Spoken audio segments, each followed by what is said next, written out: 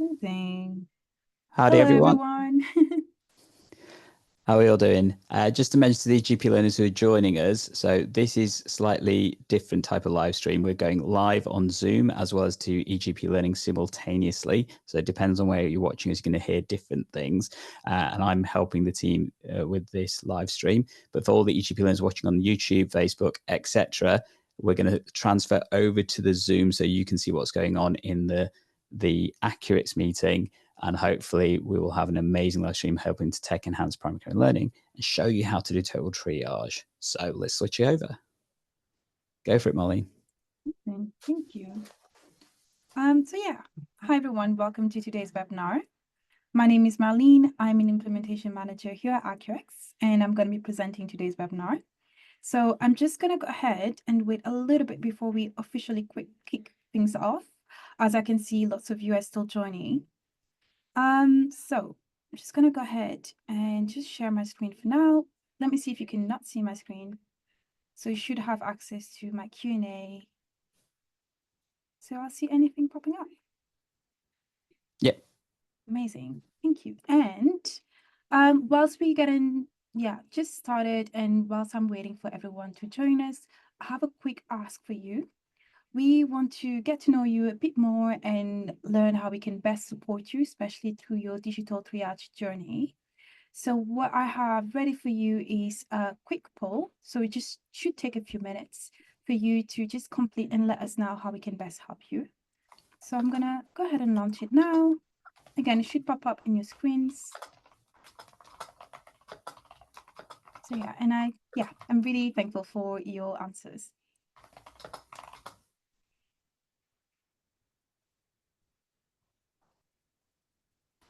Yeah, amazing. I can see more of you are joining. Welcome. And thank you so much again for completing. This is great. Thank you so much. So yeah, a few more minutes before we get started.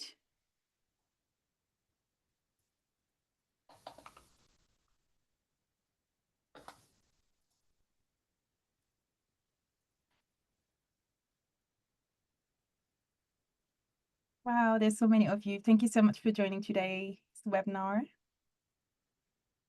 Yeah.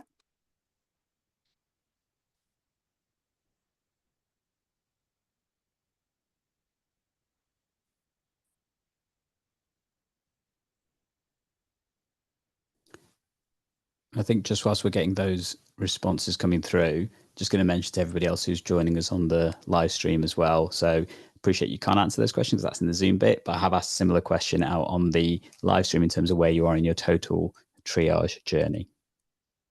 Thank you so much, Dr. Gandalf. So I'm going to slowly kick things off. Thank you so much. Oh my gosh, I'm really, really grateful for all of the answers coming through. This is really helpful. So yeah, I'm going to stop the poll in one moment.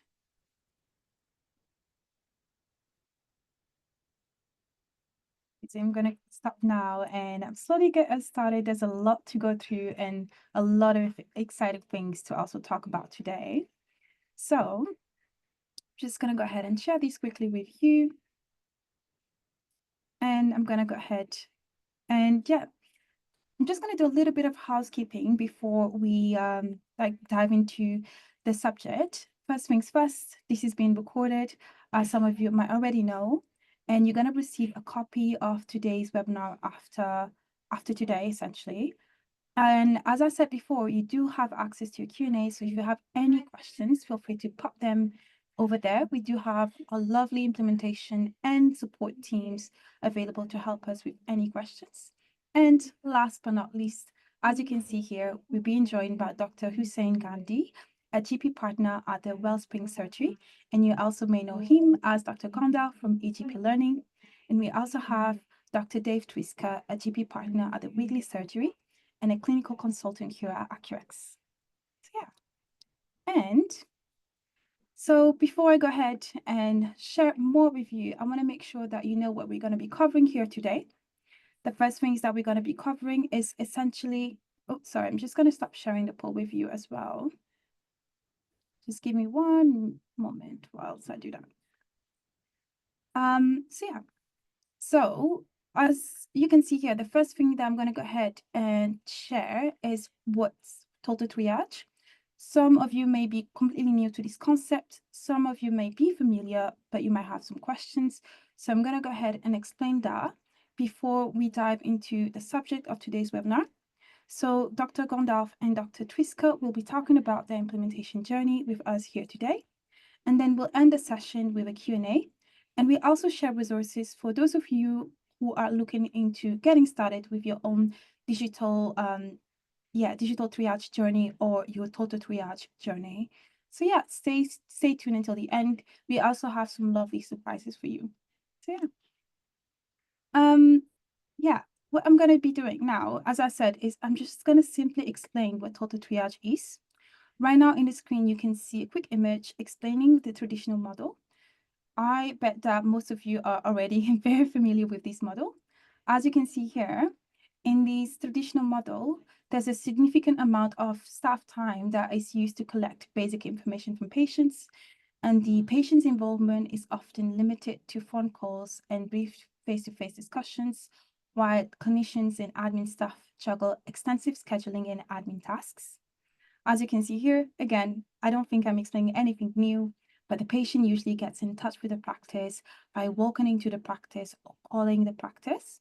Then we have limited information or no information at all being taken to help with triage.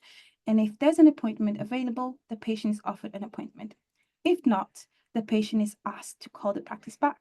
And we all know how repetitive that can be and frustrating as well. Once the patient gets through and gets an appointment, sometimes that appointment might be quite unnecessary, or it actually might not help solve any of the patient needs and problems. So what we have been helping some of you, I would say most of you, doing in the past years, it's actually moving to a digital-led care journey and what we essentially call total triage. With this model, the patient contributes with key details such as their symptoms and medical histories electronically. This approach preserves clinical time for tasks requiring professional expertise, while patients become more engaged in their healthcare. So, if you're wondering what is auto triage, to put it simply, it's a general practice workflow where every patient submits some level of information around their requests before being offered an appointment if one is needed at all.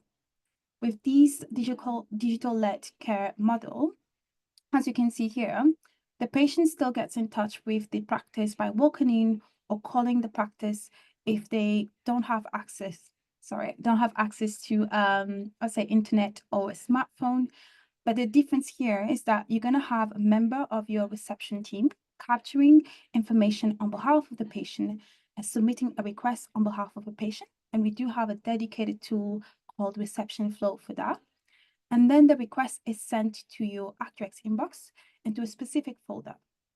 For those who can go online, they can either access the form via their smartphones, computer, or even via the NHS app. They complete the request themselves, and that's also sent through the Accurx inbox.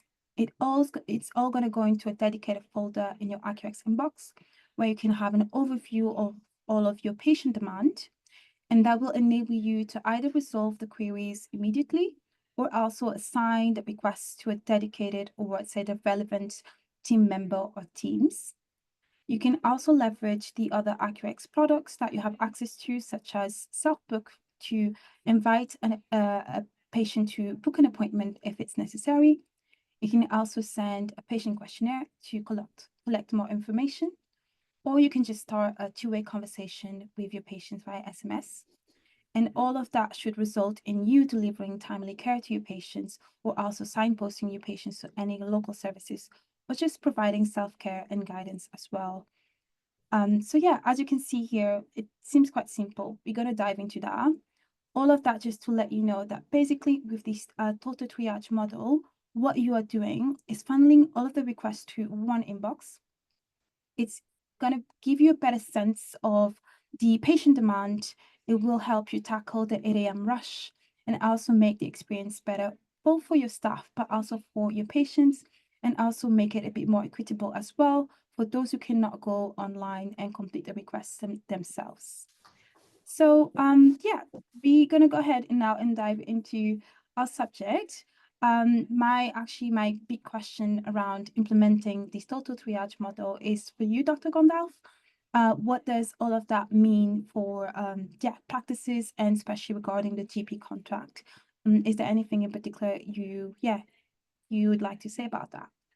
Well, I think many of the people watching and the GP learners out there will probably remember that in the contract that came out just the other week, that there was a part of this that talks about online access. So in terms of having the contract move through, one of the key concessions that the GPC had to make was about enabling online access for patients from opening hours, so 8 o'clock in the morning till 6:30 in the evening, and that needs to be switched on throughout the working hours. So that brings a new contractual requirement that will need to be actioned from October onwards.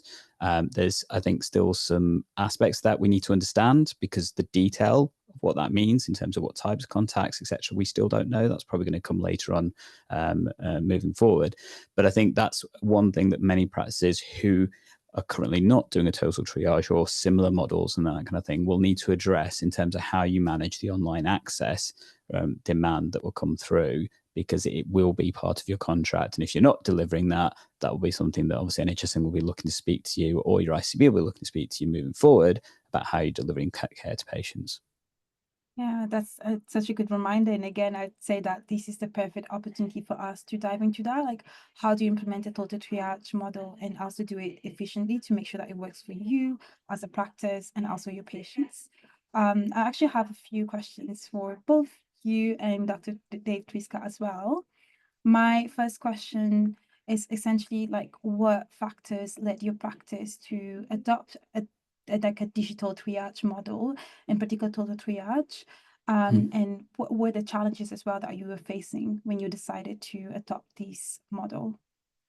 Yeah, so I mean, I've been quite public about why we shifted and things back when that happened, and many of the EGP learners out there will remember some of that journey and stuff. But a lot of it was based. We previously ran a purely telephone-based triage system at our practice that led to significant challenges in terms of still having to consult with the patients. Then it was a question of, was it triage? Was it actually consultations that were happening as a result of that?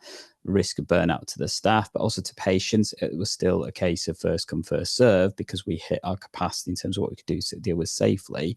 And we were heading towards days where often we were having to basically say that we were full at 9 o'clock in the morning, similar sorts of things. And obviously that's not great service to the patients, and then real pressure in terms of some of the urgent access for moving forward. So we switched to a total triage based system using Accurx in August.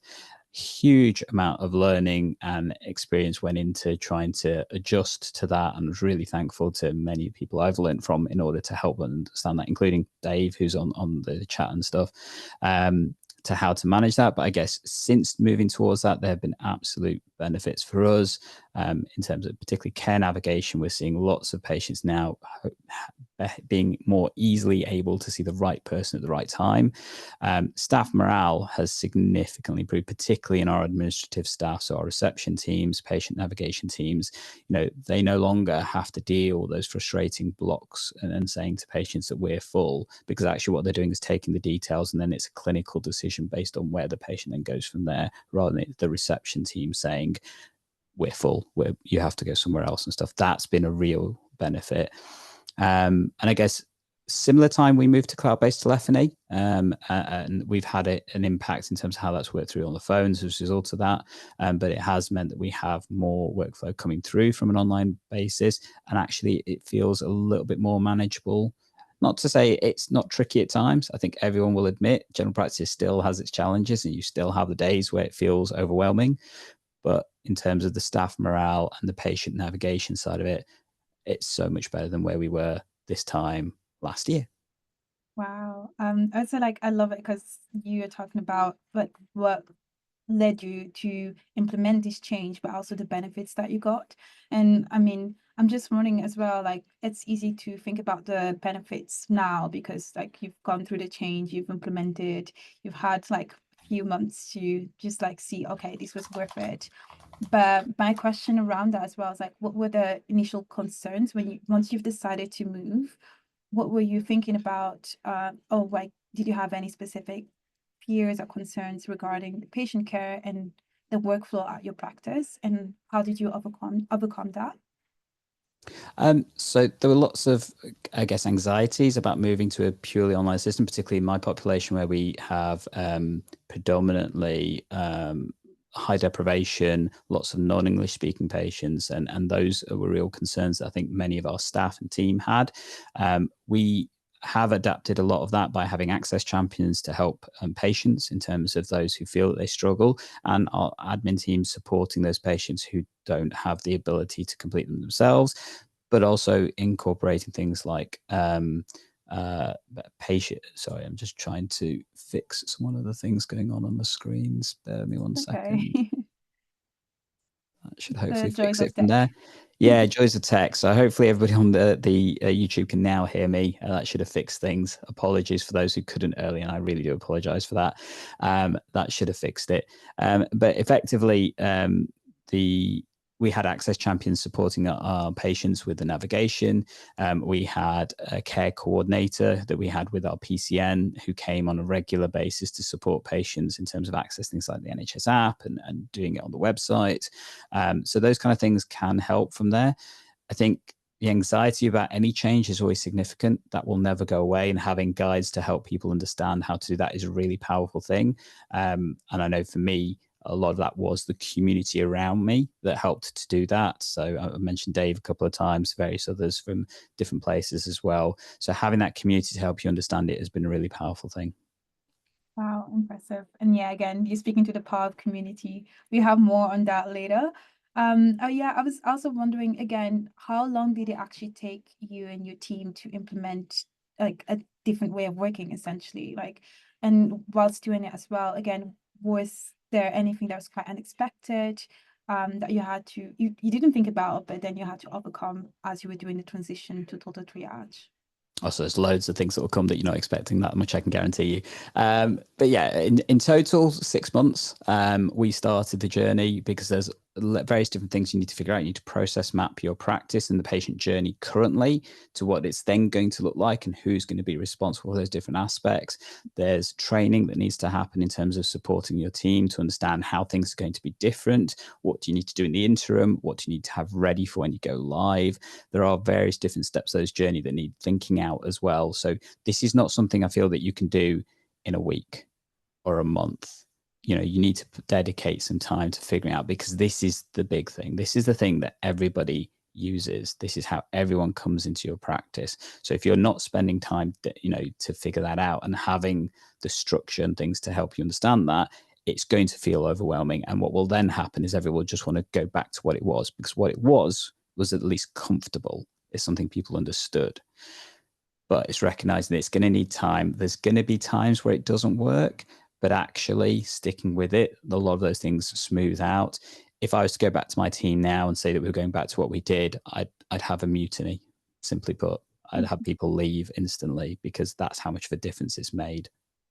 Yeah, that's actually such a good point, because I was wondering, how did you manage your team's expectations during the transition, your patients, and even how did you get buy-in as well? I know that usually I advise people to like communicate as much as possible, but I'm wondering, like, how did you do that? Did that work? Sorry, just say that again for me, Marlene. No, it's okay. So I was just wondering, how did you manage the expectations for your team and staff during the transition? Like, how did you get buy-in? Sure. So communication's key. It is having that open dialogue and being able to talk to your team throughout it. We had regular checkpoint meetings. I even created something called the WASP, so the Wellspring Access Plan, effectively. So we had this giant thing in the back of our reception that was a physical representation of all the change management steps that we were going through. Many people know I'm a tech geek, but sometimes tech is not also the right way to do that. So although the management team could see it on things like Kanban boards and stuff like that, having a similar physical representation for the practice team to just literally walk past and see, that was a really powerful thing. But it all comes down to communication, communication, communication. Amazing. Again, that's the key word, actually. And yeah, I was also wondering, in terms of achieving, I'd say, a bit more of efficiency and like managing the workload, what has been the biggest difference? Like, what, I mean, I'm thinking about what did you get, but also what kind of tools or features you have used, in particular like Accurx features, for instance, to help you with the transition, applying that and achieving efficiency? I think for us, being able to utilize the information capture aspect, so obviously through the forms, both in terms of the direct access ones that the patients will have, but then the ones that we can send to the patients, those things like the florries and that kind of thing, to capture more specific information to understand particular parts of the patient journey, and also help us risk assess who needs specific support and who doesn't. That's been really important to us. I think being able to allocate within teams the different ways that the information flows, so then that can be shared quickly and easily with the relevant people to make sure that that workload is managed effectively. And also just being able to allocate which ones we feel are a slight priority as well has been quite important. Thank you so much for sharing. And how well did that like implementation of total triage and using Accurx also integrated with the rest of the workflows and systems that you have in your practice? So we've fully changed the way the practice runs. Our entire on-call system now runs through a triage model. So the person who manages the triage also is responsible for all the acute demand that comes through for that particular time frame. So we do a half-day session covering that, and then as a result of that, that then feeds into all the other acute demand for the practice.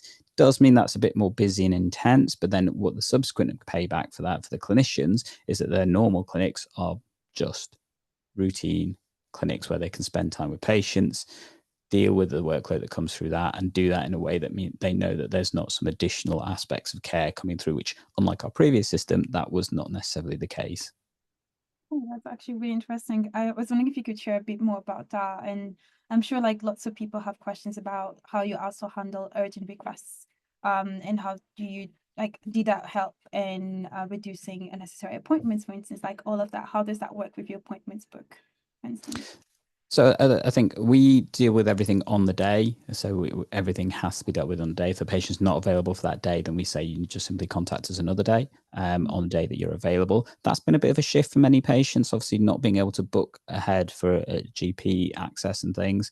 But the reason we felt that was important was because that's helped to significantly reduce our non-attendance rate as a result of it, which actually we had significant challenge with the population that we look after. So just by nature of doing that, we've actually increased our capacity by about 20% because we've reduced the DNAs significantly by moving to an on-the-day system. I think there's always exceptions to the rule. So certain patients where you just realize you have to pre-plan and book ahead with, but often those are patients with significant health needs that need that extra care and attention anyway.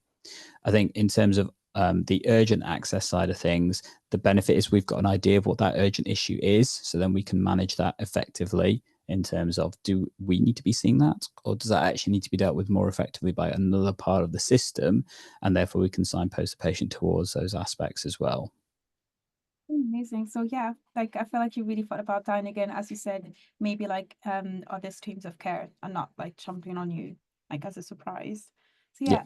yeah. And so like you touched a little bit on that. I was just wondering if you have noticed any trends, or if you've noticed if the level of satisfaction from your patients has increased as well as a result, or has it gone the other way around, or your patients are still adjusting?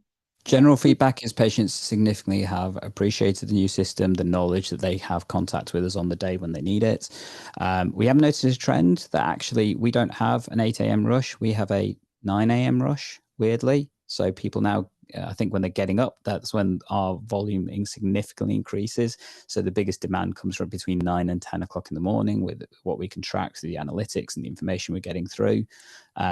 So yeah, ours is a slightly different time, but then that's also filtering in through the rest of the day as well. So patients being able to access when they feel they need to. The biggest thing is, like I said, the fact that we're not telling the patients that we are shut at 9 o'clock in the morning like we had to do previously because of capacity aspects and the reality that we just did not have enough capacity to manage that. So to do so safely means now that we generally say to most patients, we can offer you care. We do close ours off at 4 o'clock in the afternoon. We feel that's a safe way to do so, so that gives us time to manage the amount that's coming through. But then that simply means if patients do need us after 4 o'clock, then they call through. So then we can deal with that on a live basis rather than it potentially being an inbox that may be seen not for another half an hour or so until later on. Yeah, thank you so much for sharing. I have one last question before we also hear a bit Mhm. more about Dr. Dave Triska's journey. My last question is, what key lessons have you learned from implementing total triage with digital tools that you think could benefit other practices? Like one thing that I think you must know this. So I'm going to give you two. Number one, I wish I'd done it sooner. Number two is communicate with people the journey, because that's how it becomes more successful. It is talking through the journey and sharing that with everyone, because actually, the better you do that, the smoother the transition will be. Thank you so much. And I guess it makes sense. It's bringing people along the journey with you. Again, communication. Mm-hmm. Yeah. Thank you so much for answering your questions. I'm sure there's lots of questions in the Q&A. So I'm going to go ahead and also I'm quite keen to hear a bit more about Dr. Triska's journey, and then we can open up for questions in the Q&A. So hello, Dr. Dave Triska. Hello, how's things? Good, thank you. So I'm gonna ask my questions because I'd love to know if there's like similarities and contrasts. My first one is, what factors led your practice to adopt total triage, and what were the specific challenges you were facing when you decided to move to this model? I can remember the exact moment as it happened. It was a practice where we didn't have any triage, we didn't even have phone appointments. So everything was seen in person, and there were a couple of emergency overflow clinics a day. And it was in one of the clinics at lunch, and I was seeing someone who'd tried to kill themselves a couple of days before. And the only thing on my mind at that point was that we had a full clinic still to go and visits to do. And I thought, this is not the way to do medicine, because it was completely unable to be there for that person. That was because of the pressures of what was happening. And the reason why that was happening, I thought, was simply that we didn't know what people wanted from us, because people were bucking in for extremely trivial things that most definitely were administrative and didn't need a GP, but equally being treated exactly the same as someone who had severe health conditions and problems. So the logical thing for me was to find out what people needed from us, and following the same train of logic, it was, wouldn't it be good if they could write that down? Because phones have a limitation in terms of how long it takes to go through things. And there we were. So we went from nothing to everything in 6 weeks. So from the decision point to actually changing over completely, it was only 6 weeks. So we had a very frenetic period of time, and saw immediate benefits the same day, and it was remarkable, the change that happened. So I hope that gives people some comfort who have probably sat in the call thinking, "Gosh, we're a long way away from being able to do that." I don't think there could have been a further point away than we were at that time, and now it's something like Andy, we just wouldn't go back. Wow. And yeah, you've done it in 6 weeks. My question is like, how did you do that in 6 weeks as well? Like, again, I'm wondering, like, how did you again get the buy-in from your practice, your patients? How do you actually implement that? Like, what were the steps? Not many. I think most change management's easy to do if you give people what they need and want. And what practice wanted was an efficient system. The staff wanted not to be shouted at. The GPs wanted time with patients, and the patients wanted to be seen, or well, to be helped in other ways as well, because we had our online flow now. So actually, the easiest thing to do was to make it the best thing for everyone. So in fact, rather than having lots of barriers, one of the great bits about Accurx is that with the free flow forms it has, it's not a barrier to people getting red flagged off to A&E for a fungal toenail infection or similar. They have certainty that they're going to get help, they're going to get a response, and the clinicians now have a completely different day. So seeing things where we have some expectation of what's coming in, time to prepare, time to understand. And we often have people join us from other practices now who are just really surprised at A, how quickly they get help, even routine help, and B, that we actually understand their medical record and their health journey, because we're not doing this all on the fly firefighting as tens of people are queuing in the waiting room. Often the waiting room's empty, which is not saying we're not busy. It's just because everything's so structured and runs well now. Wow, I'm sure there's like practices here dreaming about having the same thing right now. I'm just wondering as well, like, because you said it was quite easy for you to take the decision, but a bit like I asked Dr. Gandalf, like, did you actually have any concerns once you've decided to move to this model? What were your fears and concerns? Because I'm sure, again, you still had some. Yeah, so the same concerns that everyone raises at any practice change that I do. So I think I'm now into north of 150 practices that I've helped move into this model. And so when I do meetings with practices now, initially I hold a bingo card up, which I've already written all the concerns on, and promise I'll reveal it at the end. And indeed, it's always the same thing. So we hear, what about people who can't access online? What about the elderly? What about people who are going to phone? What about the vulnerable? And actually, none of these things comes true anywhere. I mean, I've done it so many times in different practices now. First of all, patients are very straightforward in the sense that all they want is to get help. If you make that way of getting help easy for them and accessible, they're more than happy to do it. For the ones who can't use online, which is a very small proportion, I think our oldest online user is 107 in their own requests. The ones who can't use the online, of course, we've still got our reception teams. I know, just because I checked before the webinar, our call waiting time for the surgery now is 30 seconds. So for when people are calling the surgery, that's how long on average they have to wait to speak to a human being. So I think if you compare that to, you know, an hour on the phone at 8 o'clock in the morning for people who are elderly and have significant health needs, so actually that avenue is opened up completely for them, because of course the bulk of the population are more than happy to use online. So it wasn't, none of the fears came true at all. With every change of any kind, there's always going to be difficult patches and learning, working in a different way, consulting in a different way when you're doing it remotely. But month in, everything was settling in, and that iterative change about tweaking things, adapting things, because of the way that the surgery now runs through Accurx and having this total flow, total triage, then that makes it on the fly. It feels much more adaptable now. I don't think we're going to be stuck in just a single way of working ever again, really. Wow. And I, like, similar to what I asked before, because like from what you're saying, it seems quite easy, but I'm wondering, how did you manage expectations from your staff as well, getting buy-in? Because, like, again, as you said, with every change, there's a little bit of apprehension. There is, and I think it was having the confidence that what we were saying was going to happen was going to happen. I mean, this was some years ago now, but you know, in this day and age now, this is not new. So many hundreds and thousands of practices have done this now. So it, you know, it's not a jump into the dark anymore. It's a jump into the known. You know, and as I say, from my own experience with all those practices I've helped, it's always the same. The journey is always the same. The steps that people go through, the worries, the success, the realization that gosh, I wish I'd done this a long time ago. Told you so, by the way. I laughed when you said that. But it's not difficult to persuade people that if life is going to be easier, you'll enjoy your job more. I think some of those concerns about the what ifs are answered in short, particularly the amazing web articles that are hosted on the Accurx site in the user spaces now and on Facebook.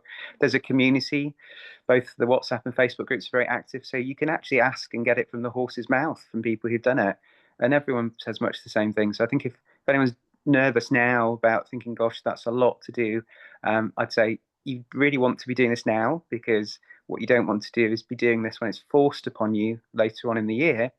Do it when it's your choice. Do it at the speed that you're comfortable with, and you've got plenty of time to prepare for October onwards. That's actually, like, so important, as you said, to make sure that you're doing it at your own speed. So again, you also have time to learn and see what you need to change or not. My other question was around that. You talked about the steps and the fact that the steps are quite similar. I was wondering, what were the steps for you? What were the key tools, especially like Accurx tools, that you use to help you implement that and make sure that whatever workflow you have set up for your practice is efficient? Yeah, I think so, particularly the online training resources for learning the product. I mean, it's so ubiquitous now. If you've actually used SMS speech, which the bulk of people in the country have, you'll be familiar with what patient triage looks like, because it's all the same. The steps of the practices are really about preparing for a change in working. So, as Gandhi was saying, it's not just about sticking on an online form. If you do that and don't do the rest of it well, things don't go well, because you can't suddenly drown an already drowning system. So we, like most practices do, had a cut-off date where we said essentially no pre-booking beyond this date. Then that gives us a clear deck to rearrange what the appointments we wanted, the length of appointments, communicated it to patients with batch messaging. And then, as we went into the new way of working, since then we've had the options for self-book, which has made a real difference in terms of being able to engage patients with the process. And all of these things, actually, it's not too difficult if you just put yourself in the shoes of the person that you want to convince. If you're a patient, how would you want this to work? Well, I'd want it to be accessible and to get a quick answer one way or the other. Done, sold. Then people are going to do that thing again and again. If it's the staff, you want to make sure that their sessions are structured so that when they're doing clinical facing work, it's nice normal set appointments where they have time with patients, they know what they're coming in for. So the actual process steps are really very, very similar. I think the things that changes from practice to practice are the speed at which they wish to do it, their prior experience, and it's absolutely fine to lean on those people in the communities with lots and lots of experience at this now. So as I say, this is not a leap into the unknown anymore. This is a very well structured space. Oh, thank you so much. And on that as well, I was wondering if you had to redesign the system from scratch to make sure that you're meeting the needs both of your patients and staff. And a little bit like I asked Dr. Gandalf, I'm wondering, what does the system look like at your practice right now in terms of appointments and dealing with urgent queries, for instance, or routine appointments? Sure. So I did some work looking at what percentage of people want to have on the day care. So we look back at our historic records, and it turned out it was about 80% of people, which kind of fits with what we expect. So we do actually have a proportion of pre-bookable appointments for our practice, but in essence, the structure is make it the one way for everything. So no matter which way people enter the surgery pool, whether that's coming to reception, whether or not that's ringing, whether or not that's coming online, it's all treated the same way. And we do use a clinician to do the triage, because I think clinicians are very good at doing triage because we have the medical knowledge to do it. Sorry, Dr. Dave, cannot hear anyone anymore. I'm not sure if it's just me. I think there's some background noise from someone, not much. Yes, I can hear some noise. Oh, I hope I can hear you now. I think I can hear you now. We're good. So the structure is that it's just the one way into the practice. Everyone's treated equally. So you get a very quick response whether or not you go online or use the phone. Actually, most people want to use the online bit because it's easy for them. But we a long time ago, thanks to Total Triage, like 2 or 3 years ago now, I think dropped to a maximum of 25 appointments a day for clinicians, 15-minute appointments, be they phone or in person, and no extras. And that's really just entirely possible because we're actually scrutinizing what's coming through. Strangely enough, not saying no to lots of people, but maybe gently signposting some, but it's not the barrier that some people think it should be. Actually, it's more of an open causeway, and actually people kind of self-regulate in terms of clinicians quickly. Lots and lots of people are happy to take advice for self-care, and it's cut down enormously on the minor things that we would have been seeing historically. And essentially now we've got the space to deliver really good care. I think our same day appointments are normally booked within an hour or two at most for most people, and the routine appointments average out at something like 12 to 48 hours. So it's just a dramatically different system. I can remember the week before we changed, my average wait was 5 weeks to see me. So why would you ever go back to that? That's a good question. And I have one last question for you as well, which is a similar question again. What are the key lessons that you have learned from implementing Total Triage with digital tools like Accurx? And what would you like to share with practices? What you think could benefit them? If it feels frightening, it's probably something you should be doing. Don't worry about making mistakes on the way, because we don't progress without mistakes. I think an NHS failing in general is that perfection slows down progress, and people want to go for the 100% solution on day one, which is rarely possible. And then actually what they're left with is this completely suboptimal standard of care that's just not anywhere near as good as what they could do at 90% success. So don't worry about moving forwards. That's the whole point of change. Moving forwards is always lessons learned. It's never going to be perfect the first time. What you really want to benchmark is, where am I now versus what does that look like, even if it's not perfect. And 100% of the time, the imperfect future is better than the imperfect past. That's really well said. Thank you so much, Dr. Triska. What I'm going to be doing now is I'm going to open the Q&A, but before I do so, there's just a few things I want to share with you so you can have as much time as possible to ask any questions to our two experts here. I'm sure you have lots of questions. So the first thing that I actually wanted to share with you, as promised, if you're getting started with your implementation of Total Triage, we do have you, we actually have you covered. It will be quite easy for you to get started. We have over here a quick guide for you, especially as we're thinking ahead of the GP contract requirements on the 1st of October. We have here a number of initiatives running to help you. We've almost 1,000 practices currently using Accurx Total Triage model. We've used their feedback to create a helpful guide and these resources to get you started. All you need to do is scan the QR code to download your quick start guide to get ready before the busy October flu period. And this guide gives you access to bespoke peer support, an exclusive Total Triage community where you can bounce around questions and ideas, and team-wide training from our implementation team. You also have the chance to get free lunch for your practice if you complete the first 2 steps within 2 weeks. And I'm going to tell you a bit more about that. Essentially, what you can do, and just before I share a bit more about what you can do, actually, I need to make sure that I remind you about the first 2 steps. So again, I think some of you might heard about these. I want to make sure that it's clear for everyone. We have over 1,000 practices nationally using what we call reception flow, which enables you to submit requests on behalf of patients who cannot submit a form themselves because they don't have access to a smartphone, a computer, or internet.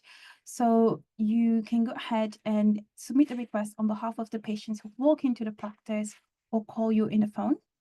This improves patients' access to care by promoting online access for the majority. You bring up the phone lines for those who cannot go online, and for those who actually need it, and enable you to just record the request on their behalf quite quickly and easily. This way, you're still going to be able to funnel all of the requests into the same Accurx inbox, treating your patients equally and triaging them based on their clinical need, and not necessarily automatically booking appointments for those who contact you first. So yeah, this is really important. Remember the name, reception flow, because if you are using reception flow, and especially if you're quite new, we do have rewards for you. If you download this quick start guide, again, all you need to do is scan the QR code and submit more than 20 requests before the 28th of March. You're going to enter a prize, basically a draw, where we're going to be drawing practices, and we're going to get in touch with you offering an in-person training session. So I would say just get started now. 20 requests, that goes really quickly. And then also, if you submit more than 50 reception flow requests, you're going to get a free lunch for your whole practice. And it's, again, if you do it before the 20th of March, so you do have some time. And just to make it quite clear, it's not just individual reception flow requests. It's not just for an individual, it's for the whole practice. So as I said, I'd say it's quite easy. Let us know if you have any questions. As I said, all you need to do is just scan the QR code. And last but not least, we also have, as I said, ambassador training sessions, so peer support training available for you. Again, it's all in the quick start guide. And if you attend one of those sessions, you can also refer another practice to attend that session. And that basically gives you a chance to win a £1,000. All you need to do is simply share the link from the step 1 in the quick start guide, and then ask your referee to include your email address in the referral section. And we'll announce the winner of the prize at the end of April. And yeah, I would say each referral counts as an entry. So the more you refer, the better your chances of winning the £1,000. So as promised, I'm going to go ahead and open for questions. And yeah, I'm just going to go ahead and check the Q&A. I would say Dr. Gandalf and Dr. Dave Triska, if you see any questions that I think are quite interesting, go ahead and yeah, feel free to just answer them.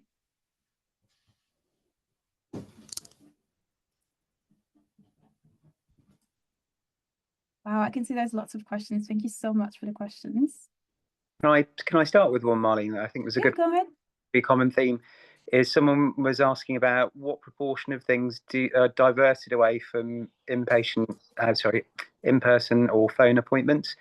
So a rough rule of thumb, which tends to go quite well, is a rule of thirds. So probably a third or so of things on average for practices will be able to be diverted, either resolved or signposted elsewhere at the triage point, and then a third of each again will be a face-to-face or phone appointment. This is an average, so practices will have slightly different rates of it. So when people become more experienced, that remote resolve rate tends to go up. So for experienced practices, it runs probably somewhere about 40–45%. So when people say, oh, actually, it's a lot of extra contacts that people are getting, it really doesn't work out to lots of extra appointments because of the speed and the efficiency rate of which that remote resolve happens. Thank you so much for helping with the questions. There's actually lots of questions over here. So yeah, again, I'm not sure if you have a preference. There's like questions about how many queries do you usually deal with a day, and how many appointments do you offer a day? And yeah, and like another question around how does that work if you have specific patient lists for your GPs? So in terms of queries, so my practice is 11,500 patients. So adjust depending on your size. So on a Monday, we'll get roughly about 250 to 280. That includes administrative queries as well. So it counts as all of those. Normally at that point, the face drops a little bit and they go, that's a lot more than a duty session, but it's not the same as being a duty doctor. So and doing this with online consulting is a completely different experience, as I'm sure Hussein can attest to. So it sounds a lot, and there's lots of tools on the Accurx website about you can estimate it for your practice. But I would stress it is absolutely not the same in terms of the experience. It's much lighter. Yeah, no, I'd agree with that. I think for our practice, our Monday morning, like most practices, that's the busiest and most chaotic period.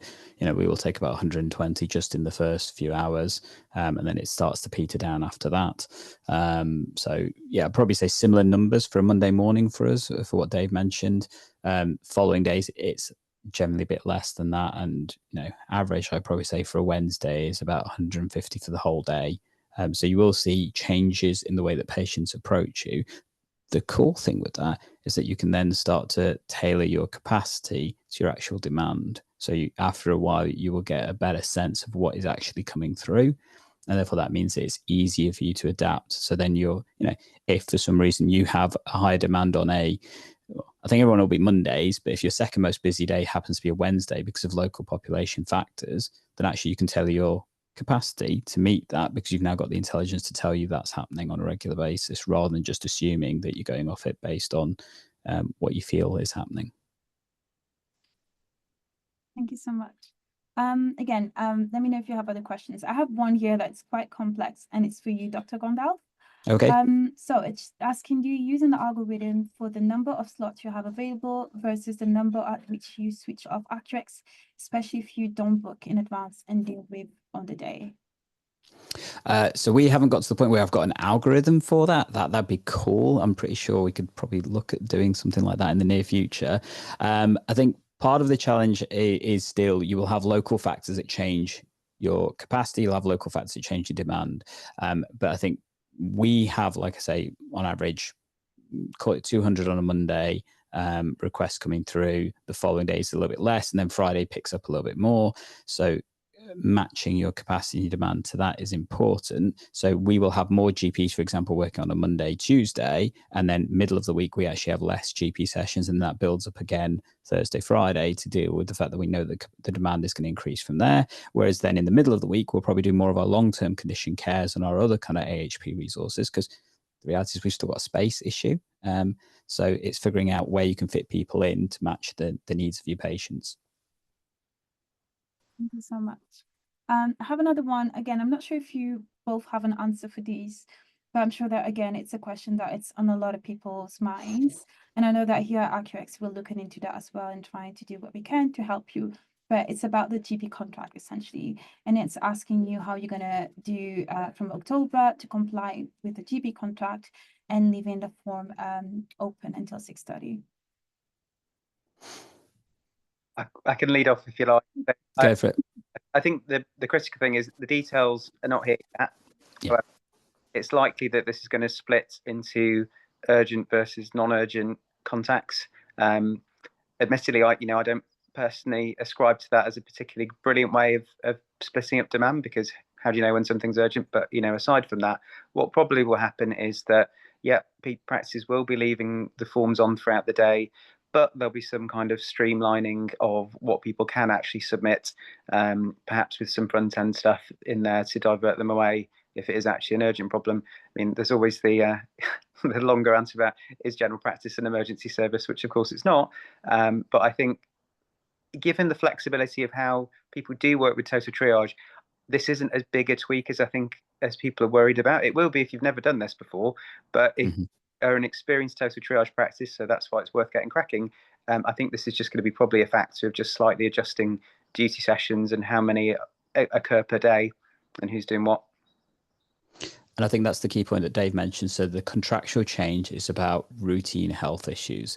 It's not saying that you have to be available all day, every day for what is classified as urgent health issues. And again, perception of what is urgent varies very much so. But the key thing is that it will be for routine medical health issues. So, is this about a review of your medicines, for example? Is this about your chronic disease management? Those kind of things absolutely would be more often a routine aspect. So therefore, they would probably need to be streamed differently. And I think we'll need to see, possibly some changes in the way that comes in. So as Dave mentioned, the quickest fix is you have a routine and an urgent. But again, it's clarifying what does urgent mean for people, because urgent often means various different things.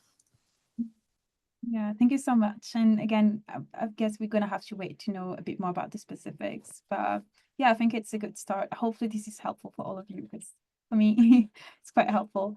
Yeah, and then I actually am having lots of questions regarding appointments. What do you do if you have lots of queries on a day?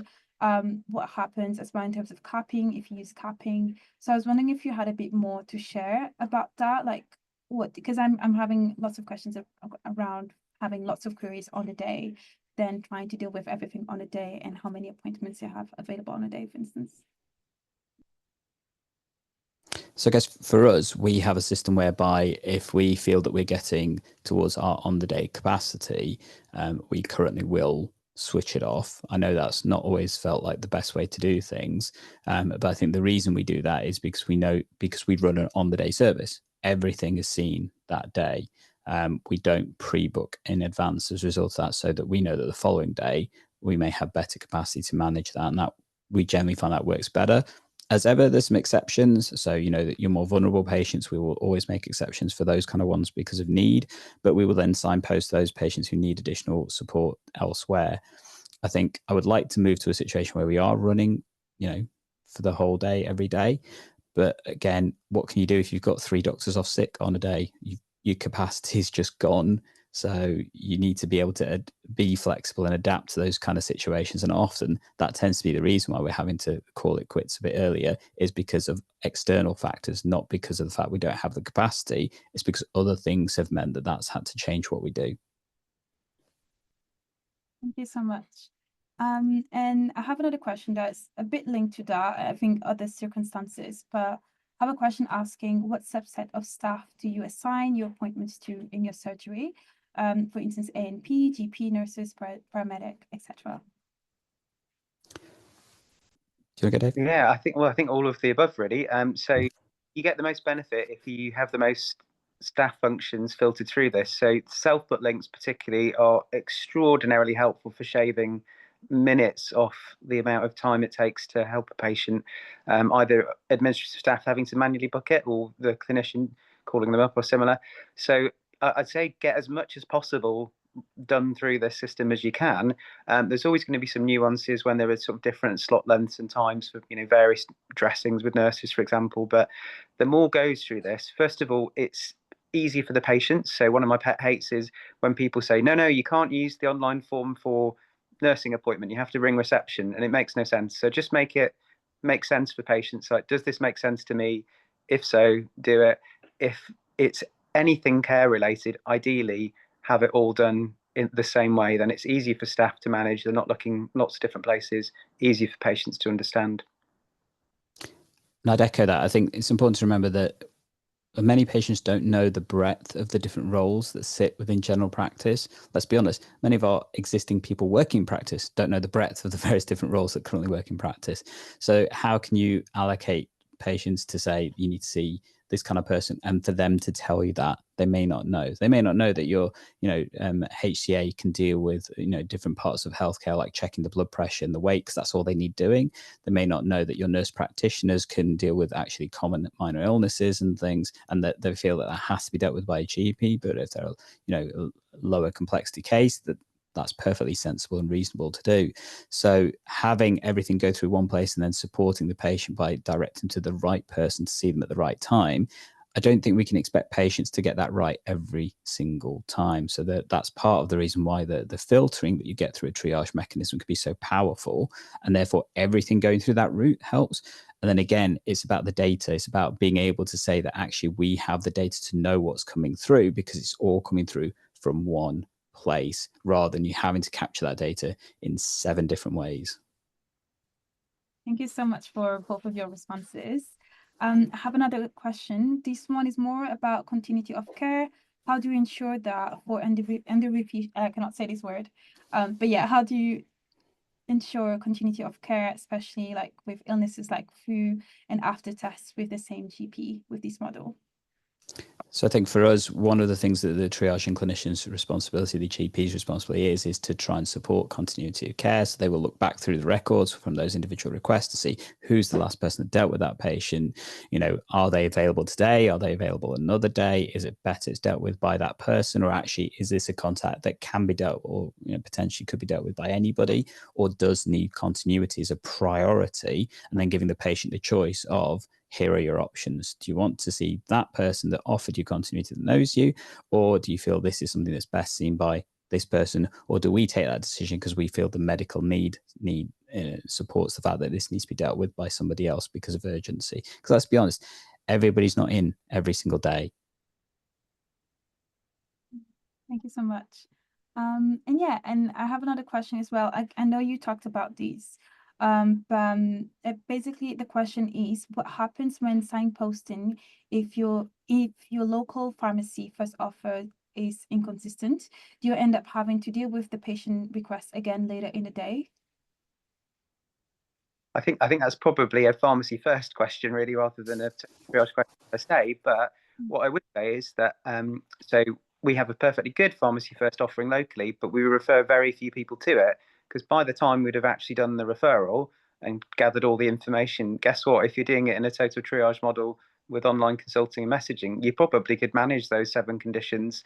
And so it's I actually got told off by the local ICB because I wasn't using pharmacy first enough, which was sort of an interesting thing to be told off for. But I think this gives you such flexibility for minor ailments, and it gives you an understanding early on about, basically, is this something that I can resolve? And we mustn't underwrite the capabilities we have as experienced clinicians to actually do that. So we are often the best people to manage those conditions, and it's always worth thinking.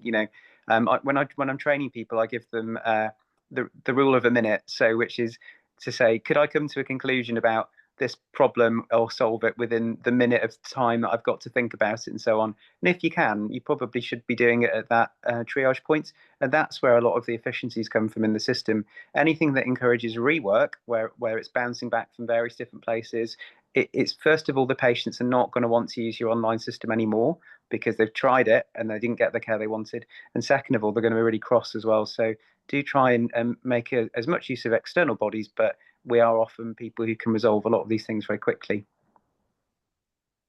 Thank you so much. This is really helpful. And I have one last question, as I realize that we're coming at time.